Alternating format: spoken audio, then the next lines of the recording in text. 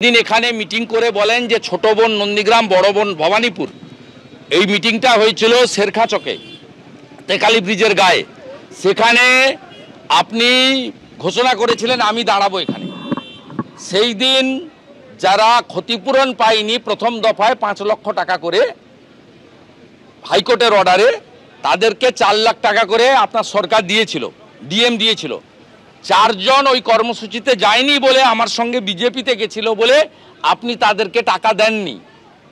আপনি মুখ্যমন্ত্রী হতে পারেননি সবার, আপনি ভাইপোর পিসি হতে পেরেছেন, আপনি মৌলবাদীদের নেত্রী হতে পেরেছেন, আপনি সকলের মুখ্য। সেদিন আপনি 4 জনকে 4 লাখ টাকা করে দেননি। আমি 3 বছর ধরে আমার রোজগারের অর্থ থেকে 20,000 30,000 করে করে এই 4 জনকে 16 লক্ষ টাকা আমি দিয়েছি। অর্থটা তো মমতা ব্যানার্জির ব্যক্তিগত নয়, তৃণমূলের ফান্ডেরও নয়। অতএব কেন এই যে ঘটনাগুলো, এগুলো তো আপনি অস্বীকার করতে পারবেন না। আর আমি তথ্য দিয়ে, ডেট দিয়ে, সত্যটাও আমি ছাড়বো না।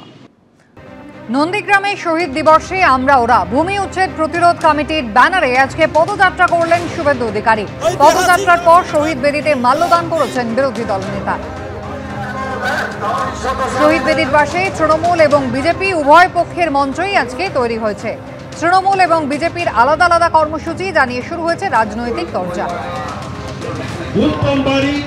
সকাল সকাল নন্দীগ্রামে পদযাত্রা করেন শুভেন্দু অধিকারী। শহীদ বেদিতে তিনি শ্রদ্ধা জানান, মাল্যদান করেন এবং তিনি চলে যাওয়ার পরেই কিন্তু একেবারে জল সাবান দিয়ে ধুয়ে ফেলা হলো শহীদ বেদি এবং তারপর পালিত হলো তৃণমূলের কর্মসূচি।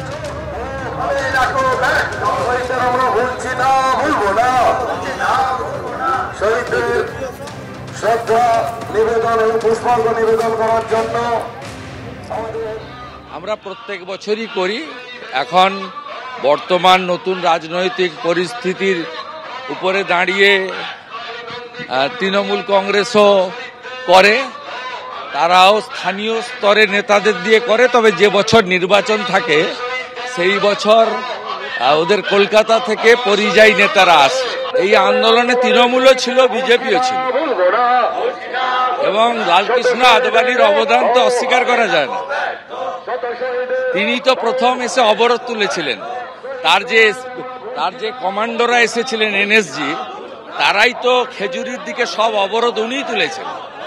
15ই মার্চ মানে যেদিন গণহত্যার একদিন পরে উনি, সুষমা স্বরাজজি, রাজনাথ সিংজি, তারাই এসে অবরোধ তুলেছিলেন।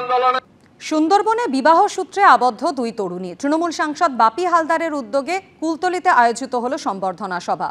2 তরুণীর উদ্দেশ্যে অডিও বার্তা দিলেন অভিষেক বন্দ্যোপাধ্যায়। রিয়া ও রাখি, এই 2 সাহসী তরুণীদের উদ্দেশ্যে আমি আজ আমার অন্তরের অন্তঃস্থল থেকে শুভেচ্ছা, শুভকামনা জানাই।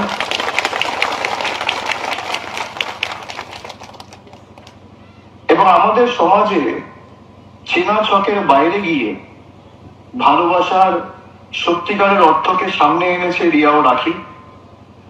তারা প্রমাণ করেছে যে ভালোবাসা কখনো কোনো বন্ধনে বা কখনো কোনো সীমারেখার মধ্যে আটকে থাকে না।